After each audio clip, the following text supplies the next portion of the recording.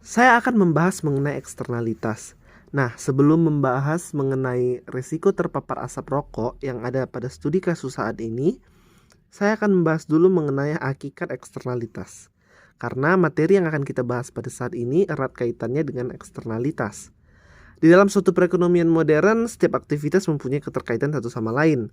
Nah, semakin modern suatu perekonomian, maka semakin besar pula kaitan antara kegiatan-kegiatan ekonomi tersebut.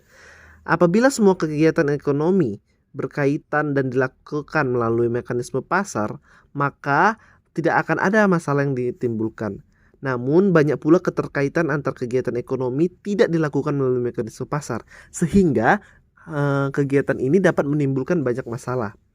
Keterkaitan suatu kegiatan dengan kegiatan lain yang tidak melalui mekanisme pasar adalah apa yang kita sebut dengan eksternalitas.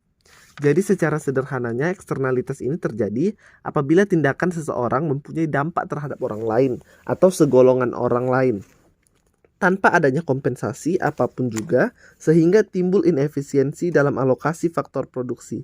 Nah, saya ambil contoh apa yang dimaksud dengan inefisiensi, yaitu seorang pengusaha pemilik pabrik misalnya membuang limbah ke sungai, sehingga menyebabkan setiap orang yang menggunakan air sungai tersebut menjadi sakit atau terdampak buruk.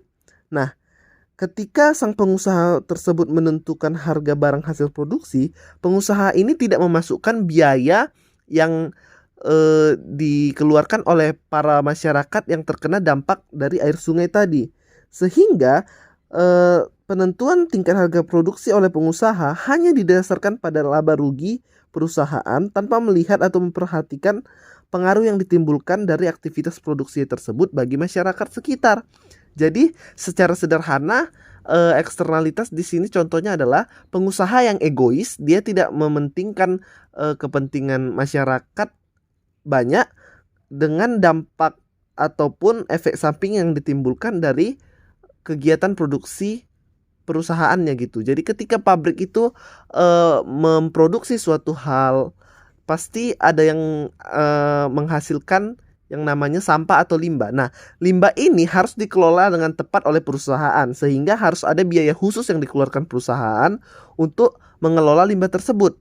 Jika tidak, atau terjadi kesalahan dalam pengelolaan limbah seperti contohnya membuang sembarangan sehingga menyebabkan kerusakan lingkungan, ini akan sangat berdampak buruk bagi masyarakat.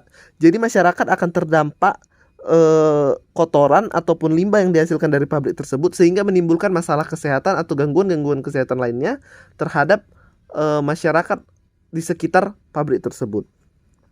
Nah, jika kita tinjau dari dampaknya ini, eksternalitas dibagi dua, yaitu eksternalitas negatif dan juga eksternalitas positif. Nah, yang dimaksud dengan eksternalitas positif di sini adalah dampak yang menguntungkan dari suatu tindakan yang dilakukan oleh suatu pihak terhadap orang lain tanpa adanya kompensasi dari pihak yang diuntungkan.